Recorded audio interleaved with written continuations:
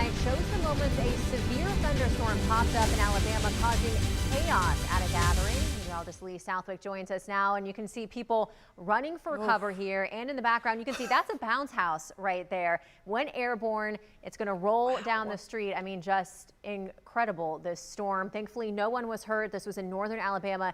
And Lee, tonight you are tracking storms in our area, but this is not the same system. No, this was yesterday in Alabama, a line of storms that didn't reach our area. That is crazy. Wow. That is why when we have a severe thunderstorm warning, we say you need to treat it like a tornado warning, where you go inside and into an interior room, because these are winds 60+ miles an hour, likely stronger than that to make that thing go flying. But still, that is why we want people to move inside. And luckily, with our storms right now, no severe thunderstorm warnings up for them. So you can see this line of rain and thunderstorms pushing through southeast Georgia, but all the thunderstorm warnings that were associated with it have dropped off. It is a weakening line as it pushes through, but still, for those of you in, say, Waycross, you're hearing the heavy rain, and also a lot of you likely still hearing some thunder. If you're up to the north of this, there was a lot of lightning earlier, but you see how the lightning has started to drop back as well.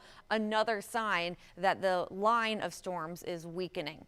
So right now we have heavy rain over Bristol down to the Blackshear area, Dixie Union and Waycross getting some of that rain, more pushing into Manor as well, and it will continue to move to the southeast. And as these storms move through, our area is highlighted under a risk of severe weather from the Storm Prediction Center, but it's a low risk. And as we just talked about, it really looks like that line is weakening. So that is good news, but still just stay inside, stay weather aware until this line passes. Now, as it continues to move to the southeast, not only will it continue to weaken, but likely break apart some too. So we will have some showers out there still for northeast Florida and maybe a thunderstorm here or there. But again, the trend gets better for those of you farther southeast as it weakens and as it breaks apart. Maybe a few showers out there though Monday morning as the kiddos are going to the bus stop. I think most of our area dry Monday morning, but muggy and warm, temperatures in the middle 70s, and it feels sticky out there. And then as we head into the afternoon hours,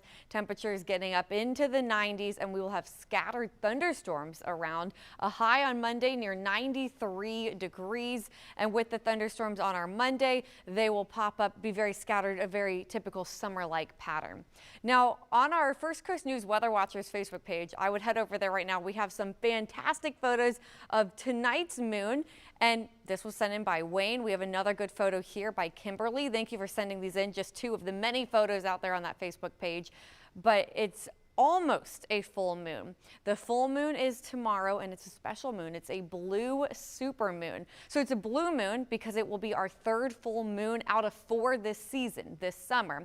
It's also a super moon, so that means it's closer to Earth, and it's appearing bigger and brighter because it's closer to Earth. So the moon rise will be at 8:22 p.m. tomorrow evening, and then it will set at 7:46 a.m. Tuesday morning.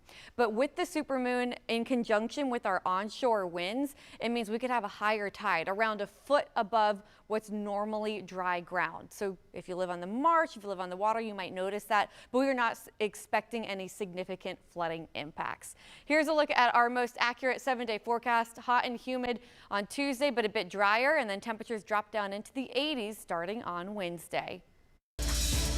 The Jazz